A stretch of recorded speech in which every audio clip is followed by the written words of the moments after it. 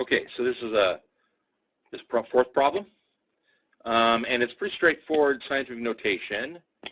Remember, the only thing you have to keep in mind when you're doing or expressing a number in scientific notation, the answer can only have one digit to the left of the decimal, and then it can have any number to the right, and then it's going to be multiplied by 10 to the exponent, whether that's positive or negative. So to do this, we take that decimal point. In this case, we only have to move it one place,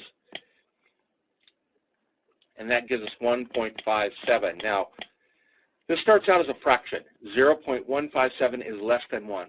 That's a fraction, it's less than 1. To end up as 1.57, that's greater than 1. So the number goes from a small to big. And whenever a number, when we move the decimal, goes from smaller to larger, that means the exponent must be a negative value. And in this case, we moved it one place, so that's 10 to the minus 1. Smaller number becomes a larger number. That makes the exponent negative, and then you put up the number that you move the decimal. And it wants both those answers entered into this number. So that's problem 4. So here's problem 5. Express the following as an ordinary decimal number. So it gives us this number, 0.34 times. Now, remember I just said that when we make a smaller number larger, the exponent has to become negative. So that means this is going to end up being a smaller number. So we have to move the decimal point to the left to make that a positive number. We're going to make that more positive. That means it has to end up being even a smaller number. Smaller number becomes a bigger number. That's a negative exponent. So this one, we're going to move this 1, 2, 3 places. So 0's there. And we put a 0, 0, 0, 0, 3, 4, 2. And that becomes our number in what we call floating. Ordinary decimal is what they say. Let's check that. If we go 1, 2, 3,